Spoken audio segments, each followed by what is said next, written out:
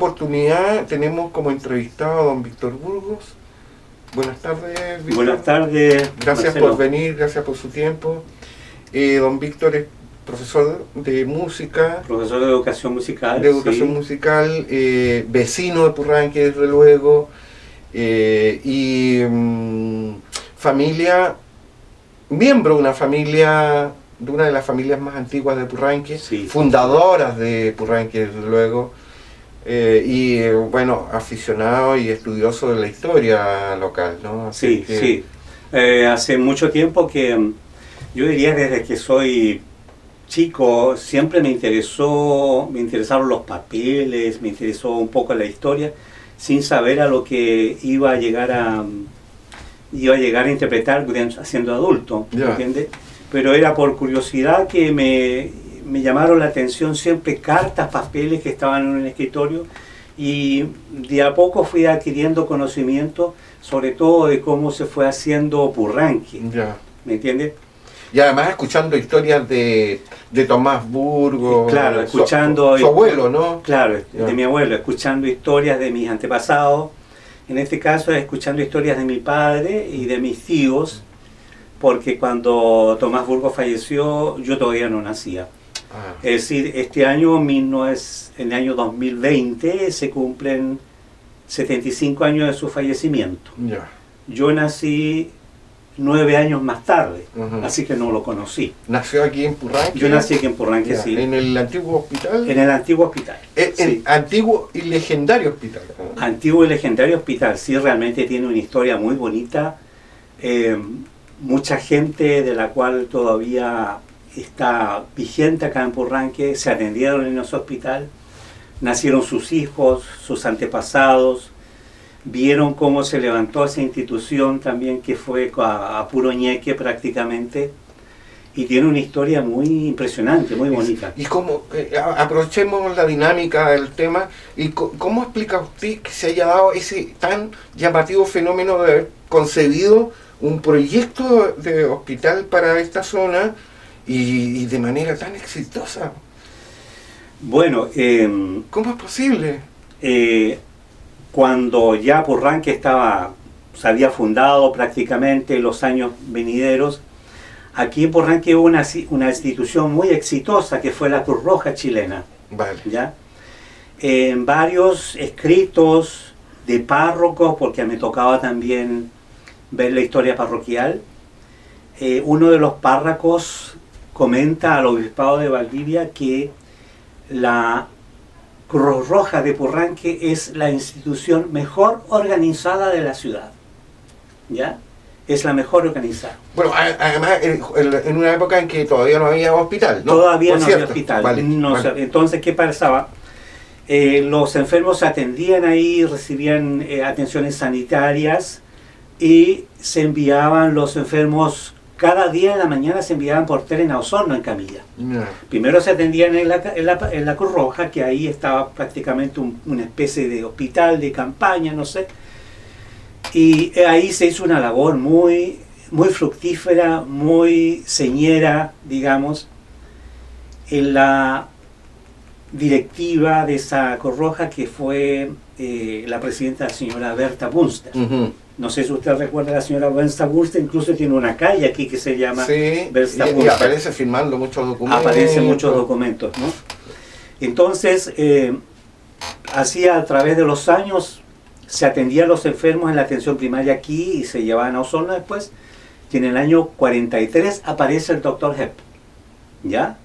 Llegó acá a Purranque en conjunto, junto con su señora en tren. Su señora era químico farmacéutica.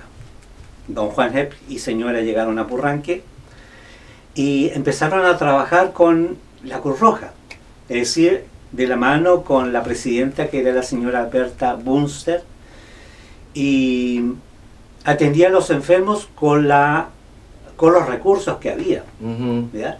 Eso tenía el doctor Hepp. Incluso contaban sus... No se complicaba tanto. No se complicaba, incluso sus compañeros de la universidad recordaban que con muy pocos recursos él podía mejorar enfermos, tratarlos, qué sé yo, y sobre todo había mucha buena voluntad de su parte. Don Víctor, profundicemos en eso. Mire, en la primera etapa, digamos, más temprana del surgimiento de Purranque, está presente la Cruz Roja con pocos recursos, como dice usted, pero todo el pueblo se alineó en función del aporte que podía hacer la Cruz Roja, ¿no? Y estoy pensando, por ejemplo, no tenían financiamiento del Estado, desde luego, pero se procuraban ellos mismos hacer estas kermeses que hacían del fin de semana completo. ¿Cómo era eso? Claro, en la Cruz Roja tenía aquí en calle Pedromón, tenía un local que era una especie de anfiteatro que después se desarmó y ahí se hacían veladas con el público local, gente que tenía talento o tocaba el acordeón o hacían obras de teatro. Box también. Box, de todo prácticamente, se hacían bailes también. Y de esa manera se fueron recogiendo recursos para que la Cruz Roja se fuera manteniendo. Y lo que usted me dice ahora es que cuando llega el doctor Hepp, de nuevo, o sea, ha habido continuidad respecto a eso. Probablemente los presupuestos se formaban haciendo estos grandes encuentros. Claro, por supuesto. Ya. Bueno, con la señora Berta Bunster comenzaron a trabajar y tengo entendido que la Sociedad Hospital Purranque se creó en el año, apenas él llegó a 1943. Sí. Empezaron a trabajar en conjunto y la comunidad, digamos, rural y la del pueblo se juntaron y empezaron a hacer beneficios para crear un hospital, para construir un hospital. Hubo mucha gente que cooperó, no solo los agricultores, se hacían kermés. Dicen que famosas eran las kermés que se realizaban en calle Martínez de Rosa. Ahí, a ver, ¿dónde le digo? Donde está la bodega de esta sociedad agrícola. ¿Había un hotel ahí? Ahí hay un hotel, sí. Al lado del hotel había una bodega grande que era de propiedad de don Irineo Oyarzún. Una bodega que tenía como 3 pisos, entonces en cada nivel se hacían actividades de la kermés, porque usted sabe que en la kermés hay simultáneamente varios conceptos. Claro. Y las kermés duraban 2 o 3 días. ¿Partían el viernes? Partían el viernes y terminaban el domingo, más o menos. ¿Ya? Y no era una, sino que como tenían éxito, se iban realizando de tiempo en tiempo y la gente venía a participar de esas kermés. Eran unos tipos alegres los primeros ciudadanos de Purranque. Claro, me imagino que el concepto de kermés lo hacían prácticamente estas personas que, digamos, los descendientes de alemanes, ¿ya? Donde en la kermés prácticamente se hacen juegos, se hacen loterías, se hacen rifas, se hacen bailes, se hacen competencias, etc. Y prácticamente ahí se hacían durante este tiempo esas actividades para reunir dinero. Otra cosa, me contó un antiguo vecino de Purranque que todavía vive, que se hacían ferias de animales. Los agricultores donaban animales y los animales se remataban para juntar plata para construir el hospital. Sí. Eso duró muchos años hasta que, bueno, definitivamente el hospital se inauguró en el año 1947. Bueno, con una economía agrícola bullente, ¿no es cierto? Los agricultores precisamente tenían mucho que decir al respecto, porque tenían mucha población trabajando en sus campos y el problema de salud le importaba demasiado, ¿no? Y yo lo he encontrado esto en varios recortes de la prensa de Osorno, y lo decían y lo manifestaban. Entonces pusieron mucho empeño, como dice usted, en construir por supuesto, porque después el doctor Hepp consiguió un contrato, porque era crear un hospital como privado, ¿no? Se hizo un contrato con el Seguro Obrero. Con el Seguro Obrero. Entonces, con el Seguro Obrero ya prácticamente todas las clases, digamos, los trabajadores y su grupo familiar pudieron atenderse en el hospital, porque el gobierno ya les asignaba un recurso al hospital para atender a las personas. Claro. Ese fue el origen del éxito probablemente de este hospital. Además que era muy bien administrado muy bien administrado. Con el tiempo después llegaron otros doctores que trajo el doctor Hepp, y se hizo famoso hasta tal punto de que se hicieron operaciones muy complicadas ahí. Los cirujanos eran de primera calidad y venía gente desde toda la región a atenderse y a operarse en Purranque. Imagínense los años 40 que con los recursos que habían y con los medios de movilización, venir a operarse a Purranque era muy extraño porque pocos conocían Purranque. Sí, claro. Y además es una ciudad que está recién emergiendo, Claro. con el municipio que tenía un par de meses, un par de años nada más. Claro. Sí. Y el doctor Hepp era esta persona que llegaba sacrificado, incluso caminaba al campo a atender a un enfermo, a Crucero, a Coñico, 20 kilómetros, iba bajo la lluvia con su maletín, a veces iba a atender a un enfermo. Y era de ese tipo de médico. Era ese tipo de médico, porque su especialidad siempre fue la salud pública y la salud rural. Ya. Eso le interesó mucho. Sí, un verdadero personaje. Un verdadero personaje. Con una vocación social Tremendo. muy profunda, tal como, por ejemplo, su señora también. Claro. ¿Ah? Otra anécdota, por ejemplo, cuando ya la Cruz Roja posiblemente se había hecho chica, él vivió en calle Santo Domingo frente al velatorio municipal, por ahí. Ahí vivió el doctor Hepp y me contaba un vecino que él atendía a los enfermos en su casa. Tenía 5 o 6 habitaciones donde tenía enfermos ahí.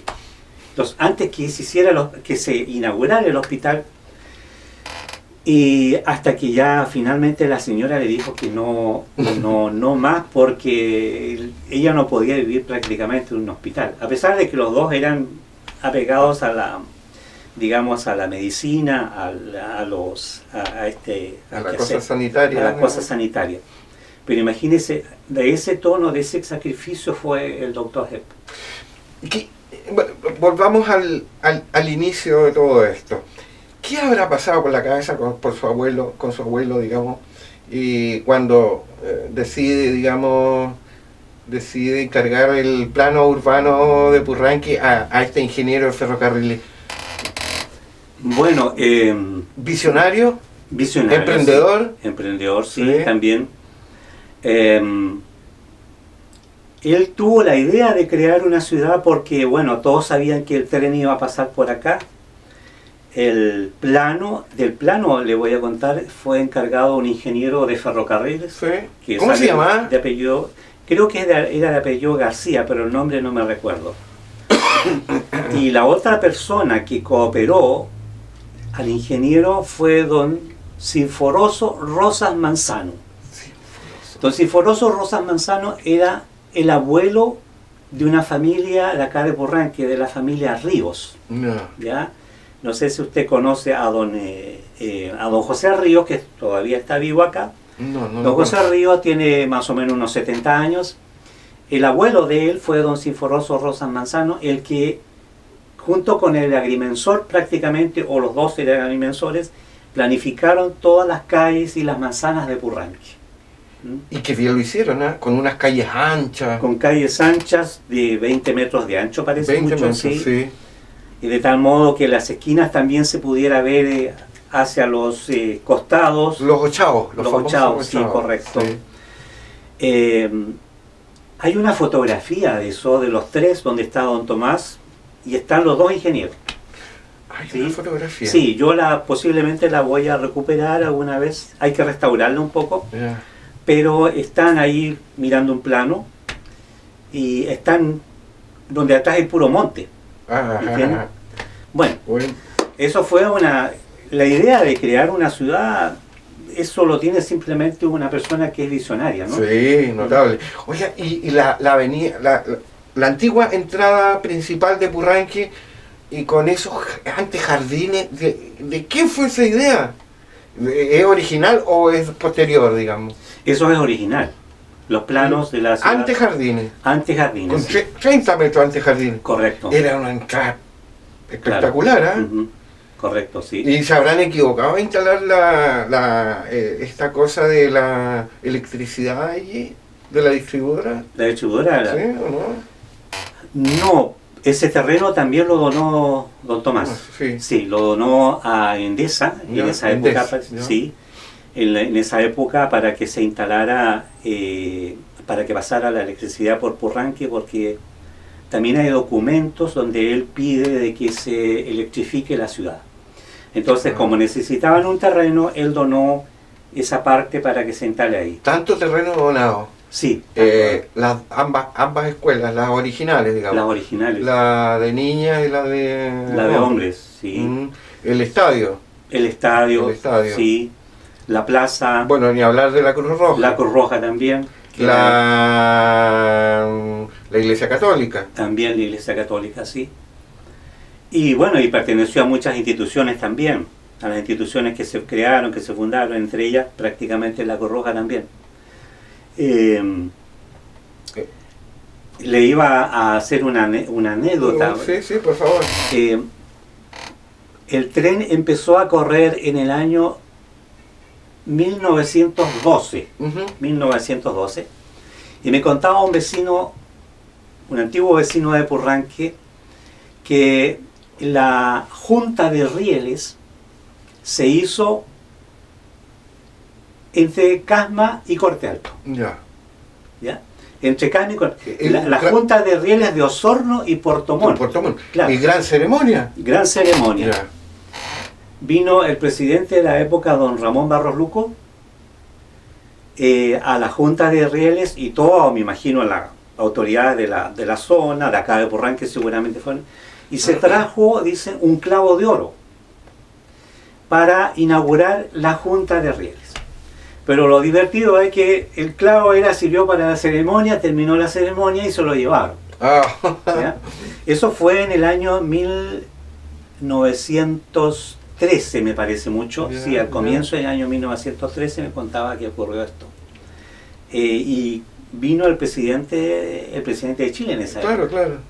Sí, interesante, ¿no? Sí. Bueno, y el ferrocarril va a ser, y la estación de ferrocarril va a ser clave en el desarrollo, primero, la consolidación de este núcleo urbano pensado por Tomás, y luego va a ser clave en el desarrollo económico y crecimiento. Claro. Mire, otra anécdota le puedo contar también, que Purranque ya se había creado, fundado con 1912, 11, por ahí. Se fundó ya. Empezó a correr el tren, ya estaba corriendo entre Osorno y Puerto Montt. Por supuesto, las conexiones de Santiago también. Y hubo una época, serían unos 6 años después, ya 1918, 1920 aproximadamente, los vecinos de Corte Alto empezaron a reclamar que querían una estación, ¿ya? Una estación de ferrocarril. Los ciudadanos de Purranque se levantaron, mandaron una carta al presidente de Chile, que en esa época parece que era don Juan Luis Sanfuente, y para que pararan esa moción de Corte Alto de crear una estación, porque ya se estaban embarcando todos los productos desde Purranque. Madera, no quería perder privilegio, ganado, entre ellos caballares, vacunos, la mantequilla, el trigo, papas, todo lo que correspondía se embarcaba desde Purranque. Entonces decían en el documento los ciudadanos de que instalar otra estación de ferrocarriles a poco menos de 5 kilómetros le iba a hacer la competencia. Bueno, y los ciudadanos al parecer ganaron, porque ocurrió que después, recién en el año 1933, se abre la estación de Corte Alto con motivo de empezar a correr el ramal a Los Muermos. ¿Ya? Pero en el fondo no afectó el desarrollo de Purranque. No, porque desde 1911 a 1930 no se construyó la estación de Corte Alto. Pero posteriormente tampoco, ¿o sí? Bueno, lo que sí a Corte Alto le ganó mucho fue porque la madera llegaba a Corte Alto. La madera de Los Muermos, claro. De todo ese sector hacia allá venía. El ramal tenía el foco, la explotación del bosque nativo. Muchos durmientes. Sí. mucho durmiente que se necesitaba para la mantención de la línea del ferrocarril. Ujú. Y así surgió Cortial. Claro. Pero no así tempranamente como lo deseaban algunos vecinos de Cortial. Ya. ¿Me entiendes? ¿Y Emilio Gel probablemente estaba detrás No. también? ¿No? No. Ahí estaba don Guillermo Winkler, Va. un señor, don Maximiliano Eichenleiner y un señor Chili, Ya. que eran los terratenientes. Los terratenientes de ese de lado. Cortial, claro. Claro. Entonces, con ellos empezó la rivalidad que, bueno, no fructificó, pero Purranque pudo crecer dando grande empuje hasta que en el año 33 recién comienza a abrirse la línea A con los pueblos. El señor Winkler llegó a tener un verdadero tren interior al interior de su fondo, o sea, Claro. Rieles con carros arrastrando madera. Madera, etcétera. claro, sí, en esa época se daba mucha madera para, como digamos, para la construcción de durmientes y mucho laurel, ¿ya? Principalmente laurel. Principalmente laurel. Esta zona es mucho de darse el laurel, se dio No, mucho no, en esa no, época. no tanto alerce, dice usted. No, el alerce venía Está de más cordillera, al sur, Ya. de los Muermos Ya. posiblemente. O sea, el sentido de el trazado del tren precisamente quería lograr eso. Sí, el alerce muy- se da en las secciones más, sectores más apartados, más montañosos tal vez. Tomás Burgo y su familia, ¿liberales o radicales? Eran liberales, Liberales, sí. vale. No era radical, incluso mi abuelo fue dirigente del Partido Liberal en Osorno, Ya. fue un dirigente destacado del Partido en Osorno y también a nivel nacional, porque fue amigo personal de don Arturo Alessandri, Epa. claro. Tiene muchas cartas. usted. Tiene hay muchas cartas. Algunas las he visto. Sí, hay una carta donde se felicita, digamos, hay un intercambio de cartas por el discurso, seguramente apareció en los diarios en esa época, no sé. La cosa es que he encontrado varios documentos en ese sentido. ¿Ha tenido acceso a discursos, por ejemplo, textos de discursos? Qué bonitos eran los discursos, ¿eh? Es una cosa tan rimbombante. Claro, los discursos de los presidentes en aquella época no los he leído, sino Ya. que he leído más que nada hechos anecdóticos, digamos, de que se pueden rescatar de que cómo se fue levantando las ciudades acá en el sur de Chile. A pesar de que podían tener rencillas entre liberales y la otra fuerza opositora, digamos los radicales, tenían naturales rencillas, pero cuando se trataba del desarrollo del territorio, de Purranque, etcétera, etcétera, ya no habían rencillas, No, estaban todos enfocados, que digamos. todos se enfocaban, digamos, prácticamente al bien común, Ujú. ¿ya? Como es de mucho esfuerzo, digamos, la historia, la gente fue muy unida. Sí. Yo pienso que ahora ya el común de las personas se apega en la autoridad para que le resuelva los problemas, pero en esa época prácticamente era muy difícil llegar a la autoridad y había que pelear mucho. Y entonces estos políticos locales, estos emprendedores locales esperaban, ¿qué sensación le da? ¿Esperaban o no esperaban que el Estado le ayudara? Los políticos locales, los políticos en aquella época podemos hablar de lo que eran los parlamentarios de Osorno, que representaban Sí, a la región. ya. Acuérdese que Osorno como provincia recién fue creada en el año 1940. ¿Ya? Osorno fue por largos años, largo periodo, un departamento de la provincia de Valdivia. Osorno recién fue creada en el año 1940 como provincia y era departamento de Valdivia, lo mismo que Río Negro era departamento de Valdivia también. Y en algunas oportunidades incluso de Chiloé. Sí, de Chiloé, claro. Además porque el conservador de bienes raíces estaba en Puerto Montt, Ya. ¿me entiendes? Había que ir a Puerto Montt al conservador, no a Osorno. Ya. En Osorno habían notarías, ¿ya? Pero El después conservador prácticamente, estaba allá. después los conservadores se trasladaron a Osorno.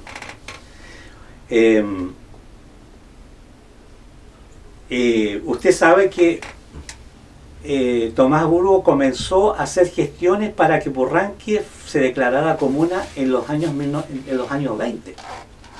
Sí, o sea, muy temprano. Muy temprano, el año 1922. Se hicieron las gestiones para que Purranque se hiciera comuna, pero no fructificaron porque el gran problema, según yo pienso, fue de que todavía no estaba creada la provincia de Osorno. Osorno tenía en esa época un diputado que también era muy familiarizado con Purranque, que fue don Arturo Montesinos Rosa. Ya. ¿Ya? ¿Radical o liberal? Él fue radical, Ya. sí. Fue diputado por Osorno e hizo algunas gestiones en el Congreso para que Purranque se declarara comuna en el año 1922 aproximadamente. No tenía registro de eso. Me sorprende. Ya, claro, es un documento, hay documentos que son ahí. Hubo mucho intercambio de correspondencia en ese sentido, pero personalmente pienso de que la problemática, el problema fue de que Osorno todavía no era provincia. Ah, claro.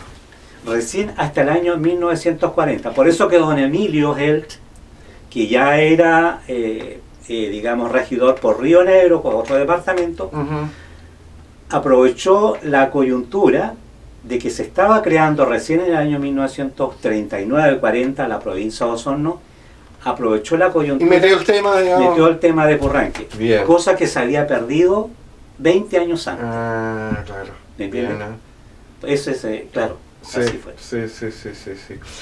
Claro, y no, es súper coherente eso, Sí. sí. Claro. Y Tomás Burgos tenía un liderazgo rotundo acá, una relación con la Cruz Roja, y ahora lo acabamos de señalar con el partido, ¿no es cierto?, liberal. ¿Qué otras cosas, además de, por ejemplo, colaborar con distintas instituciones o donar distintos terrenos para construir, digamos, alguna otra institución? ¿Qué otras cosas hizo?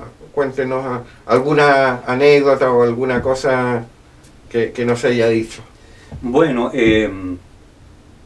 pienso que esa mentalidad, ese espíritu altruista que tenía, le venía porque él era pertenecía a las sociedades de artesanos. Sí, ¿Ya? sí.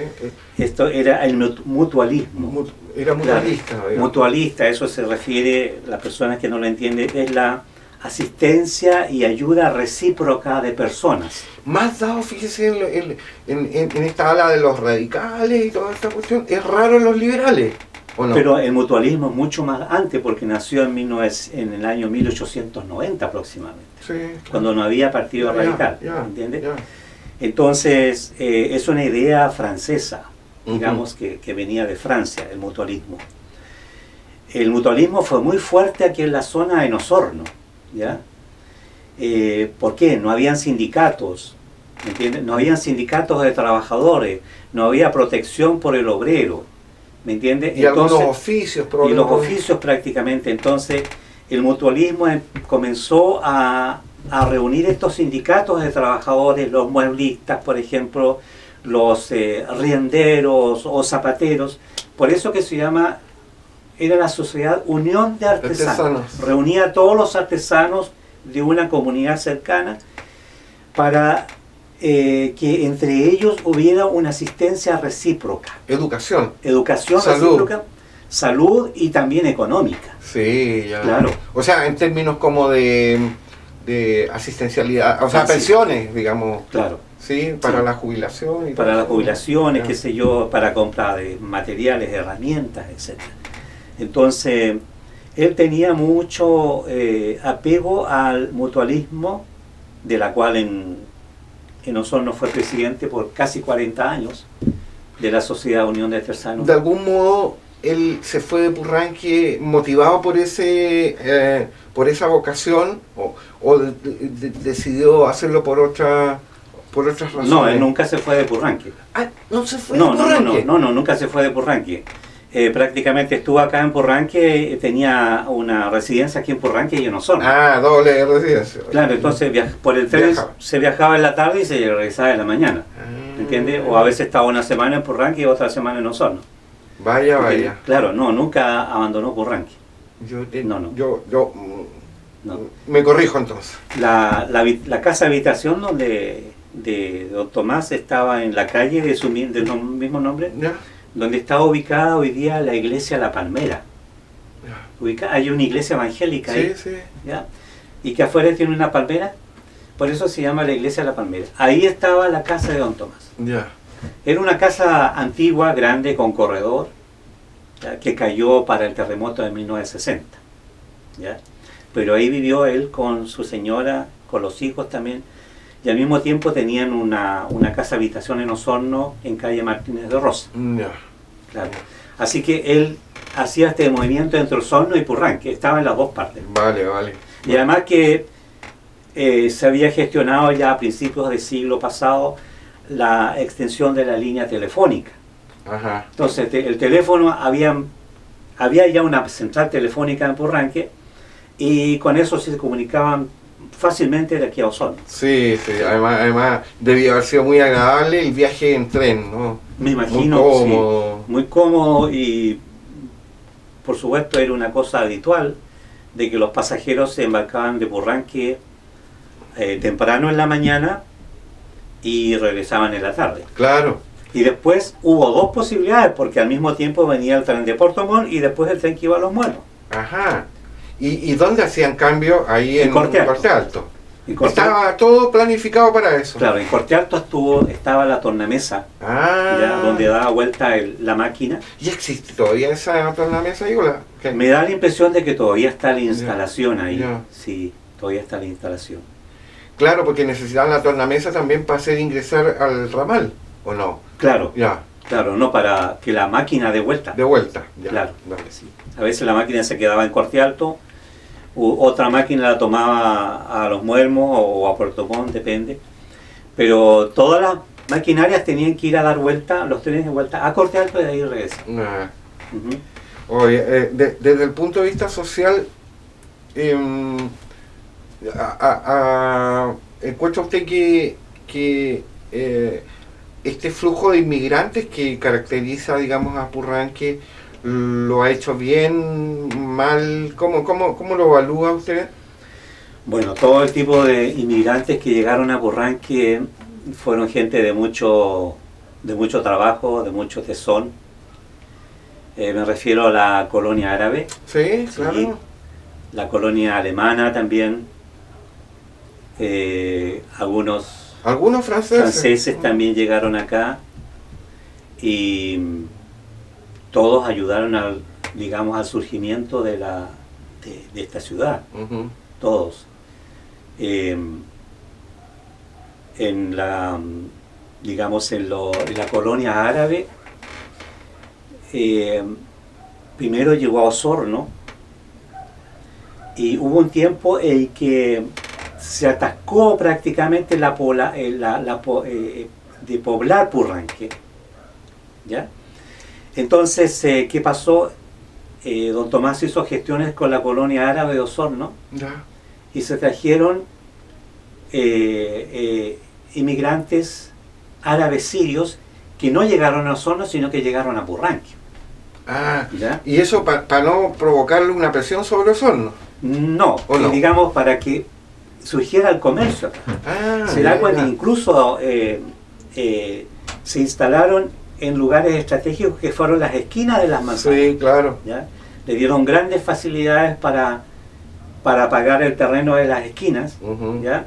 Para que se instalara el negocio. Fue, por ejemplo, la familia Julián, la familia Nasser, la familia Jacob, Jao se perdió acá. Jao, que después se fueron a Osorno después, y así varias otras que después se fueron al norte de Chile. Ya. ¿Me entiendes? Aquí estaba la familia Erigoyen también al otro lado de la estación. Claro, ¿ya? claro. Gran almacén. El gran almacén.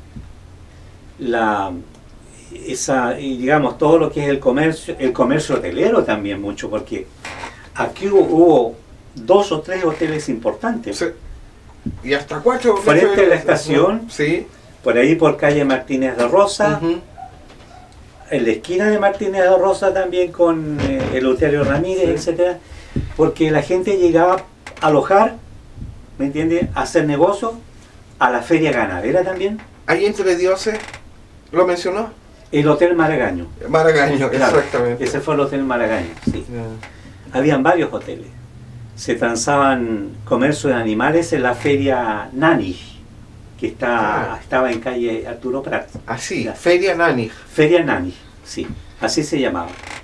¿De dónde llegaban esos animales flacos, digamos? Porque los agricultores lo compraban para engordarlo, para que le suba el precio. ¿Cómo era ese movimiento? Me imagino que llegaba de todo tipo de animales, ya. ¿no? Terneros gordos o flacos, pero ahí se comercializaba prácticamente el ganado, se traía arreando desde los campos y se metía ahí a los corralones, que era inmenso el sector ahí, a mí me tocó conocerlo. Ya. Incluso la misma feria adentro tenía un restaurante, ya para que toda la gente que venía a comercializar sus animales se quedaba a almorzar ahí, y eso se cerró aproximadamente como en el año 62, Ya. dejó de funcionar. Ya. Pero imagínense, el año 1920 aproximadamente, hasta el año 62 serían como 42 Un tantos ciclo años. de 40 años, Claro. impresionante. Claro. Quiero volver atrás con la imagen de Tomás que me tiene impresionado. ¿Cómo es que este personaje tiene mucho poder? Solo que no es un poder formal, institucional, ¿no? Pero él es un gran colaborador, seguramente la gente va y le dice, oye, mira, tenemos este problema. Sí, ¿usted tiene esa imagen construida también? Bueno, él no ocupa un cargo político, no le interesa probablemente ser alcalde o regidor, No. pero usted me sigue contando anécdotas en el tiempo que hablan de que Tomás sigue colaborando en forma regular, digamos. Claro, porque tenía un carisma especial, tenía una llegada con las personas, era muy sencillo, andaba a caballo de manta y como todo agricultor, como toda la gente de acá. Me contaba mi padre que tenía un poder de llegada a las personas muy especial. Cuando hablaba tenía un magnetismo especial. ¿Ya? Dice que la gente podía escucharlo horas hablando. ¿Ya? Era un muy buen orador. Muy buen orador. En Osorno acá y siempre se acomodaba tenía una empatía con todo tipo de personas.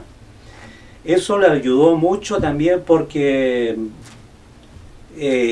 tenía ese liderazgo y todo el mundo le consultaba prácticamente qué es lo que había que hacer en determinados casos. Y además ese altruismo que mostraba siempre. El altruismo que tenía y siempre. Entonces ya no necesitaba un cargo político. No. Me preguntaron mucho eso, que por qué no optó nunca por un cargo político. Claro, él fue dirigente político de ese Partido Liberal, Sí. pero como alcalde ya a los años 40, en los albores de los años 40 ya estaba enfermo. ¿Ya? Tenía una enfermedad. Sí, él ya estaba enfermo, según me contaba mi padre y mi tío, en los años 39 tuvo una enorme bronconeumonía que casi se lo llevó.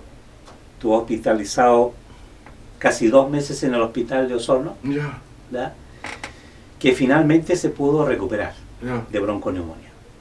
Y después la salud empezó a flaquear de a poco. De a poco. Y Se empezó a debilitar. A debilitar y falleció en el año 1945. A juzgar por las fotos, es un tipo alto, robusto, grueso. sí, ¿ya? robusto, sí, Ya. y tenía buena salud hasta el momento que yo le cuento, Ya. ¿me entiende? Claro.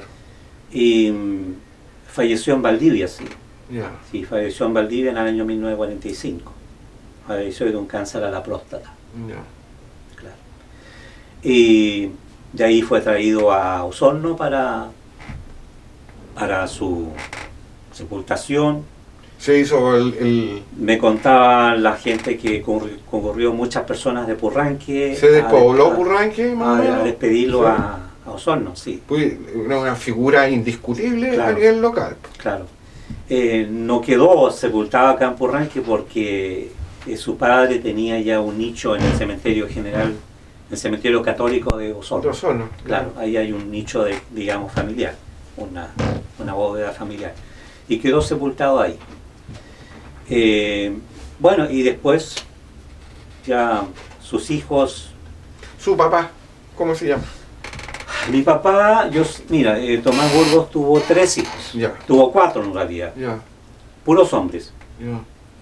El primero era Víctor Manuel, después Pedro Tomás, mi padre, Ya. Francisco de Asís, el Ya, sí, tercero, sí, sí, tal cual. tal cual, Francisco de Asís y Pablo Norato, que era el menor.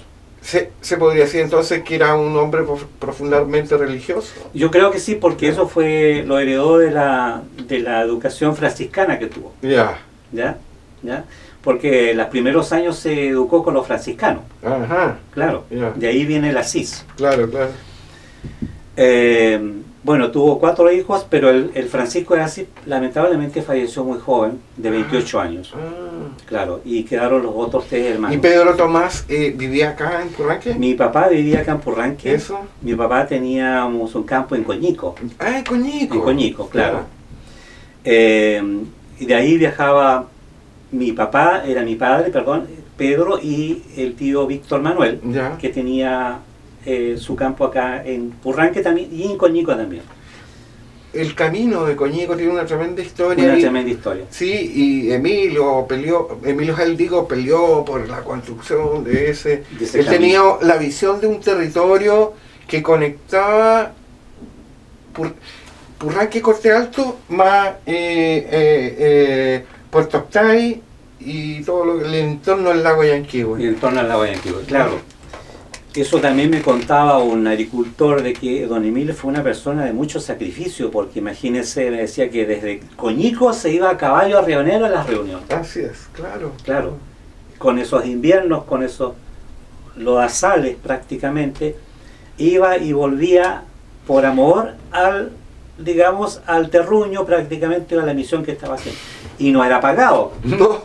No, todo eso se hacía honores en aquella época. Y además en Río Negro encontraba probablemente cierta oposición política también, en fin, Me imagino. seguramente no era fácil. Me imagino que encontraba mucha oposición política.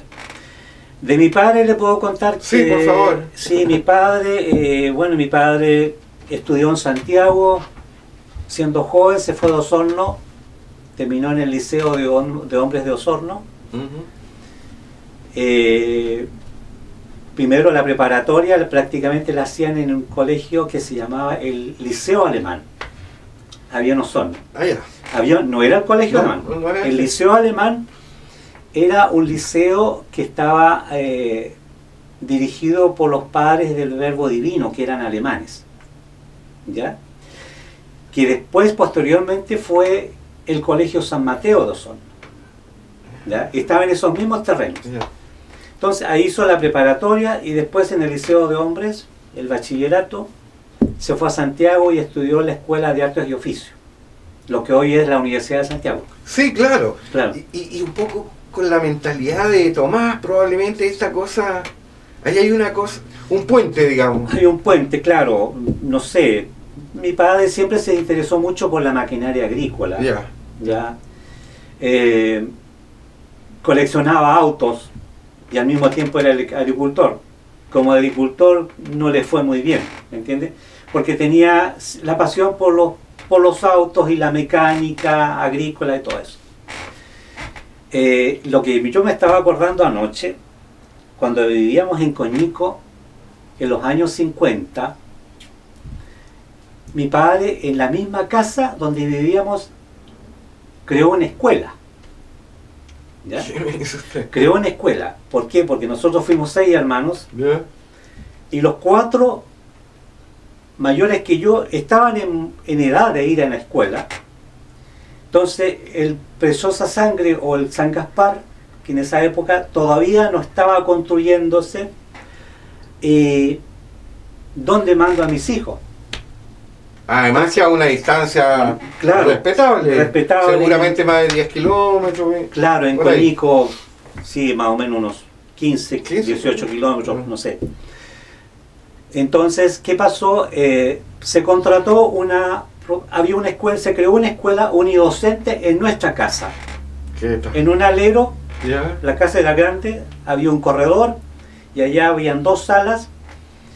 Y en ese lugar se construyó una escuela unidocente. La profesora vivía con nosotros durante toda la semana y después se iba a su casa. ¿Se acuerda cómo se llamaba? Sí, la profesora se llamaba Irene. Y los primeros estudiantes, ustedes cuadraditos. Claro, ahí. mis hermanos fueron. Sí, yo ya. no alcancé. Ah, usted no alcanzó ahí. No, yo no alcancé. Ah, Mis hermanos, los 4 profesores, digamos los 4 mayores, fueron a la escuela y además el entorno de todos los chicos que estaban alrededor de los sí, campos, claro. que eran los hijos de los trabajadores de los campos, eran aproximadamente entre 28 o 30. Bonita la experiencia. Sí. ¿No? Y en los años 50, Ya. imagínense.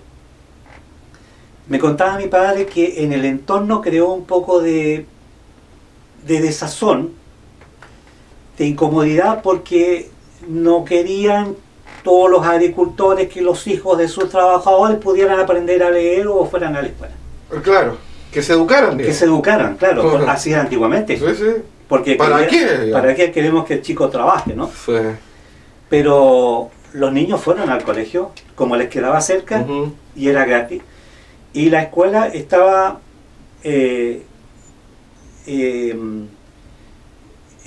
digamos, gestionada por la departamental de Río Negro. Tenía el permiso correspondiente, Ajá. ¿ya? Y los certificados los entregaba el Colegio San Gaspar. Ya, Ese era el nexo. ya. Entonces, mi padre firmaba los certificados. Ya. Y los profesores de acá seguramente ya iban a tomar el examen, o los sacerdotes seguramente, porque era de primero a cuarto básico, o a sexto básico, algo así. Llamativa la experiencia. ¿Eh? Sí. Sí. Yo me acuerdo, era muy chico y veía a mis hermanos corriendo afuera en el recreo, en el patio, y lo único que a mí sí se me permitía ir a tocar la campana, Ah. porque yo era muy chico Ya, todavía. demasiado chico. Ya, después cuando nos vinimos a Burranque, ya mis hermanos comenzaron a estudiar acá. Ya. Pero esa experiencia de que hubo una escuelita en nuestra casa realmente fue muy bonita. Se llamaba la Escuela María Victoria. Bueno, su papá, ¿cómo se llama? ¿Tomás? Pedro Tomás. Pedro Tomás. No tenía el sentido social del propio Tomás, digamos. Lo tenía en parte porque había recibido la educación, Ujú. la tenía en parte y bien, digamos, escribía mucho, mi papá también. Ya. Escribía bitácoras, ¿Cómo? que por ejemplo todavía encuentro por ahí todo lo que se hacía en el día, lo anotaba y lo escribía, pero como en prosa, ¿me entiende? Ya. ¿Ya? No con fechas y datos o anotaciones cortas que a veces no se pueden descifrar, sino que eran prosas cortas de labores que se iban realizando durante el día. Entonces, eso lo hacía en forma no continua, pero he encontrado muchos escritos de él, qué sé yo, que se atribuyen a esa época. Muy bien. Y usted, don Víctor, es profesor, ¿no? Yo soy profesor. ¿Cómo concibió este proyecto de ser profesor? Yo, bueno, desde chico me gustó la música. Había un piano, había Claro, violín. cantaba. ¿no? En Cantaba. mi casa ya Ya. no existía el piano, Ya. pero yo quise ser profesor. Me gustaba el arte en general, me gustaba también la historia, en realidad varias cosas. La cultura. La cultura, Sí. incluso me gustaba la arqueología. Ya. Cuando terminé la enseñanza media, incluso salí llamado a estudiar arqueología en la Universidad del Norte, imagínense. El año 73, mi madre me dijo, por ningún motivo te vas a ir al norte. Además, en un ámbito donde la arqueología es fuerte ahí, porque hay harto Claro. que ver, digamos. Claro. Entonces me dijo, te vas a ir a estudiar música a Valdivia. Bueno, me gustaba la música, me fui a Valdivia a estudiar. Y ahí estudié, muy buena universidad, la Universidad Austral, estudié en el conservatorio también, estudié piano. Ujú. Y terminé mis estudios, trabajé unos años en el Colegio Alemán de Valdivia, Ujú. y en la Escuela de Cultura Juan Sebastián Bach de Valdivia también, hasta que me vine al Colegio Alemán de Osorno, y ya Purranque al liceo. Así comencé acá en el liceo. A aterrizar lentamente a Purranque. Claro, después se me ofrecieron ya la cantidad de horas necesarias en Purranque, completé mi horario en Purranque y me vine definitivamente en Purranque. Claro. La tierra lo todo. A la tierra, claro, me quedé acá prácticamente. ¿Y cuál es su instrumento favorito? Bueno, yo estudié piano. Piano. Pero hace muchos años que no toco. Ay, ¿ya? ¿Por qué? ¿Cómo? Bueno, porque se va perdiendo la costumbre prácticamente. ¿Pero en su casa tiene un piano? Tenía un piano, digamos, un piano electrónico, chiquito, pero yo prácticamente no. Después uno le va perdiendo interés en las cosas y ya lo hace, digamos, asume otro tipo de... Pero en el año 91 me fui a estudiar a Alemania. Ah, ya. Sí. ¿También música? Música. Pero me interesaba el ámbito de la musicología. ¿Alguna escuela en particular? ¿A qué escuela? No, fui a la Universidad de Mingen. Mingen. Sí, ya. Ahí estudié musicología. ¿Y musicología tiene que ver con historia? Historia y música. Es la arqueología de la música. Arqueología de la música. Lo que me preguntan, ¿qué es eso? La arqueología de la música. Imagínense que usted tiene una partitura y la analiza nota por nota y se va dando cuenta que estas notas tienen relación con un compositor que vivió en tal época y ese compositor se deriva de otro anterior, etcétera. Entonces hay lazos, digamos. Hay lazos, hay una... Puede encontrar, por ejemplo, evidencias del barroco. Correcto. Ya. Claro. Entonces yo estudié musicología 7 semestres en Múnich. Ya. De ahí, bueno, en Alemania se estudian 3 cosas, 3 especialidades. Estudié musicología, ciencias de la comunicación y pedagogía. ¿Ya? Ya. Porque por lo menos en algunas universidades se estudian 3 especialidades. Ya, ya. La primera, segunda y tercera, pero uno sale con el título de la primera. Ya. Estudié solamente 7 semestres, porque sabe una cosa, el estudio es tremendamente teórico. Tremendamente teórico en la universidad. Seco, ¿me entiende? Hay que memorizar grandes textos y grandes cosas. Y bueno, después vendrá prácticamente la práctica, en meterse en... Claro, los métodos de investigación, si esos no cambian. Los métodos de investigación de la musicología son los mismos que para la historia, etc. Bueno, ahí estudié los 7 semestres y después me interesaba más, ya me fui más que nada, me interesaba el ámbito de la música de cine. Ya. Bonita experiencia. Claro, abandoné el estudio de los 7 semestres ahí y me fui, llegué a parar a la Universidad de Weimar, ¿ya? Al otro lado de Alemania, que recién se estaba levantando después de la caída del muro. Sí, sí. Y la universidad muy interesante, entonces ella estaba ofreciendo doctorados y se me ofreció de que con un proyecto que yo presenté, más la convalidación de los estudios hechos en Múnich, mi título de profesor de Chile, entonces yo pude comenzar a hacer un doctorado en música del cine, ¿ya? Cosa que lamentablemente lo abandoné cuando tuve que regresar a Chile. Mi mamá falleció en el año 2007 y me vine y quedó detenido mi proyecto, aunque todavía está inscrito el proyecto, porque el proyecto se entregó y es un derecho adquirido, un derecho de propiedad.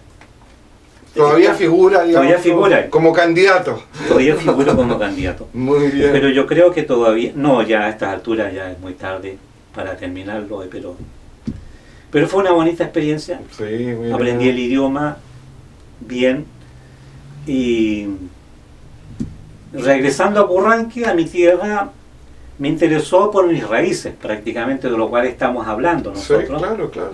Me interesaron mis raíces y empecé a escribir un artículo investigando por acá, consiguiendo fotografías, viendo que la parte audiovisual ayuda mucho a la historia. Entonces de ahí viene mi pasión por la fotografía histórica, ¿no? Y empecé a escribir en internet una que otro artículo de Purranque, etcétera, de lo cual estoy soy seguidor, digamos. Seguidor. Hace mucho tiempo que no escribo porque no se me ha dado la inspiración prácticamente, porque usted sabe que eso viene de repente. Sí, y juntar esta cosa de la música, de la musicología, así se llama, y con el territorio, ¿hay temas que se pueden articular allí o no? Digo, los colonos germanos trajeron alguna expresión. Sí. Sí, la trajeron. Sí. Trajeron no solamente el acordeón, además, sino que trajeron la música de boca. La música de boca, claro, digamos. Cítara no creo, no. La cítara se toca mucho, sobre todo en la parte sur de Alemania, que es en Baviera. Posiblemente algunos alemanes de Valdivia o Osorno lo trajeron, pero acá no he sabido de alguien que haya tocado cítara. No. ¿Me entiendes? Pero el acordeón sí. El acordeón sí, el canto vocal prácticamente. El canto vocal también. El canto vocal. Y todo lo que es las tradiciones, por las tradiciones del lenguaje, el escribir, el idioma mismo, etcétera. ¿Bailes no? Bueno, yo siempre he visto los bailes que hacían en los colegios nomás, pero sí. Pero bailes es el típico baile bávaro, el que se hace aquí. Sí. Estimado Víctor, hemos llegado al final de esta entrevista, ha sido muy interesante tenerlo acá. Muchas gracias. Espero que tengamos muchas más oportunidades para seguir conversando. No es la primera vez que hemos conversado, ¿no? No es la primera Solo vez. Que esta vez la hemos fijado en soporte audiovisual, claro. Por lo que vamos a poder disponer este programa una vez editado en todas las redes posibles, digamos. Claro. En torno a la historia de Purranque. Sí. ¿Vale? Muchas gracias. Otra cosa que quería decirles, a mí me interesa mucho también la historia de personas. Ajá, de personas. Mire, hoy en día la historia se centra mucho en la historia personal de habitantes de una comunidad. Ajá. De la persona que surgió con un almacén, del señor que tuvo un aserradero. Entonces, contar la historia de esas personas que ya ayudaron a levantar un pueblo es sumamente primordial, es sumamente interesante. Eso hay que hacerlo, porque no solamente los políticos son los gestores o los promotores de la historia de una ciudad, sino que es la gente, ¿me entiendes? Y eso es sumamente importante. Nómbrame un par de ejemplos.